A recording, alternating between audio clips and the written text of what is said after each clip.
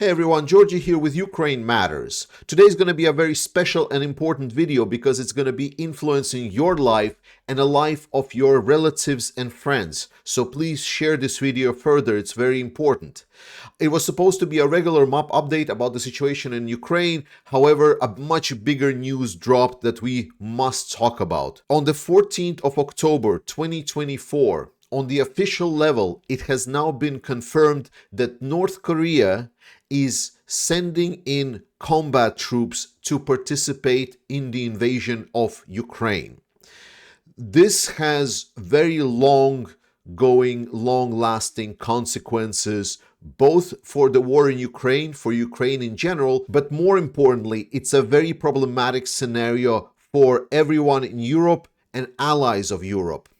For a longer time, we have been looking at the war in Ukraine as something that is akin to a localized conflict, that Russia tried taking over Ukraine and there was a threat that this could escalate to a larger scale war. And it was a larger scale war, but it's not been perceived like that. It's been perceived as this is a conflict that we are managing well, especially our glorious leaders that are managing escalation, and we're preventing of this problem and issues of this conflict spilling out into the lives of Europeans, lives of the North Americans, lives of everyone that is aligned with democratic alliances in the West. Unfortunately, this is not how this conflict has been perceived by Russia and its allies. I've been trying to explain this a lot, but unfortunately my platform is not big enough, so if you're watching this video for the first time, there are very serious reasons why it has been sent to you. The truth of the matter is that the strategy chosen by the Western Alliance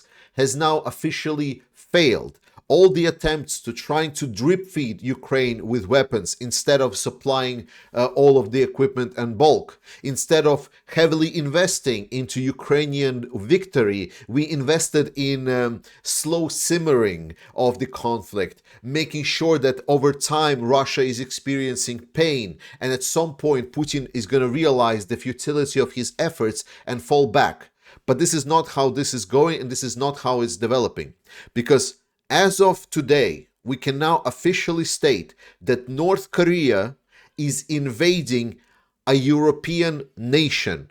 I'll repeat that again. North Korea is invading a European nation state. It is done now in an alliance, in an aggressive alliance with Russia. This means that all of the fears of this potentially growing in the scale of many countries being involved in war and potentially us being involved in war has now escalated significantly.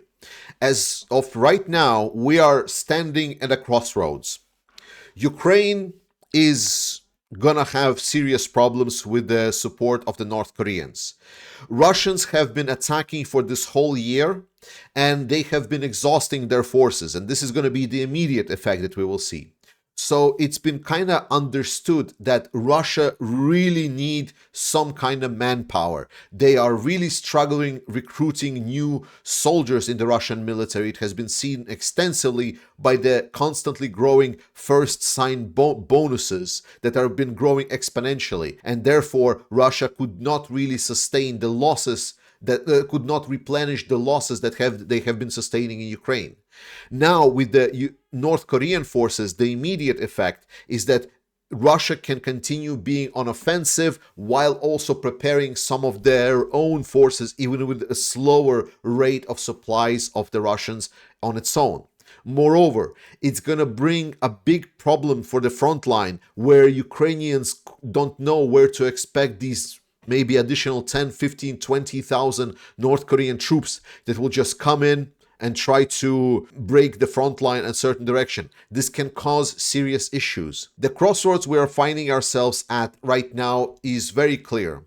Either it's going to be us finally dedicating to Ukrainian victory, finally going to see the mobilization of the resources within our European and North American nations, realizing that Ukrainian victory is critical for the success and prosperity and safety of our way of life, or if we continue either doing the same thing we've been doing so far, Or even worse, we're going to start saying that let's try to give something to Russia and let's maybe not support Ukraine, because Ukrainians, they don't have an option. They will never accept surrendering their territory, their people. They will continue fighting.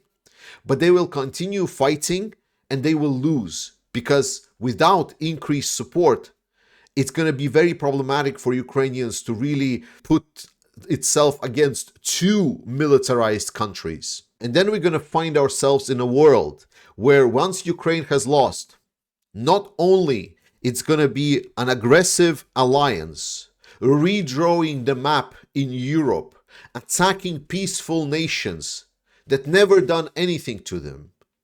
It's going to be an alliance that understands its strengths. It's going to be an alliance that's going to be more than empowered, emboldened to act anywhere across the world. Whether it's going to be Russians joining the war in on North Korean side attacking South Korea, whether it's going to be Russians together with Chinese, with North Koreans attacking Taiwan, or it's going to be Iranians, Russians, North Koreans, and Chinese going after Israel, or it's going to be any other sorts of potential where our allies are going to be directly assaulted by this axis of evil. I've talked about axis of evil before, and if beforehand I was just explaining that it's growing, it's trying to find their footing. At this moment, where are we now? They are not pretending anymore. It is now widely open. It is public and official. To sum up this point, unless we seriously look at ourselves, look at our values and how we are going to treat them, unless we reconsider all that nonsense that has been fed to us over the last couple of years about the fact that shooting down missiles that are raining on Ukrainian hospitals is some kind of escalation of war, or sending in instructors to train Ukrainian forces, that is some kind of escalation of war, or sending in troops to protect more peaceful borders of Ukraine so the Ukrainian troops can be sent out to fight on the front lines if we're really not ready to fight into this war. Unless we reconsider all of that and we boost our developments of and production of weapon technology significantly, and we boost our defense spending, this goes specifically for Europe, we are going to find ourselves in the second scenario. And in that second scenario, we should really consider whether or not we will be enlisting in the army to go fight the alliances that are threatening us and threatening peace and threatening our borders and prosperity in Europe. If we don't do that, then please consider which country are you going to feed to the Russians, North Koreans, Iranians next to just get a couple of more years of peaceful life to keep lying to yourself. We need to step up, and it's up to everyone, and most importantly, it's up to us up to our politicians to make significant changes and communicate these changes to the wider audience. We will need to write our politicians and we need to hold them accountable on this incredible, massive escalation that was done from the Russian side. The response must be swift and the response must be strong. If we just prolong it and we respond too little too late, again, we're going to be in danger of ending up in a second scenario. But to end it all on somewhat of a hopeful note, because while it is bad what is happening, there are also positive moments to consider.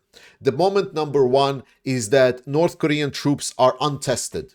No one is saying that they're ready for this war. The fact that they potentially are training and that they will be sent to Ukraine does not mean that they suddenly will not just surrender to Ukrainians to get to Europe, or they will not run when they will be hit by the realities and the brutality of the war that Ukraine is fighting. So, for example, Russians hand over a part of the front line to North Koreans, and then suddenly there might be an option that North Koreans start running away. And there might be an opening for Ukrainians. We do not know that because they have not been battle tested, these forces. So there is a lot of possibilities where Russia might not benefit as much as it hopes.